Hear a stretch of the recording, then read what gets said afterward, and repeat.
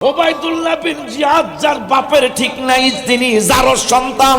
কি সন্তান? জোরে কয় না কি সন্তান? ওবাইদুল্লাহ জিয়াদ যার বোন কাবা শরীফে আগুন দিয়েছে। আউযুবিল্লাহ কোন এই বাটপার ইমাম হোসেন রাদিয়াল্লাহু তাআলা আনহু সহ আহলে বায়াত রাসূল পাক পাঞ্জাতন আলাইহিস সালামদেরকে অনেক কষ্ট দিয়েছেন। ওই বান্দরটা যিনি প্রথম বেদাত কথাটা উচ্চারণ করেছে, তাও আমি আশিকির জন্য নয়, মাওলানা খলিল ভাইয়ের জন্য নয়, আমার ছোট ভাইজান মাওলানা মাহবুবুল্লাহ কাদরী মাদ্দাজিল্লাহুর জন্য নয়।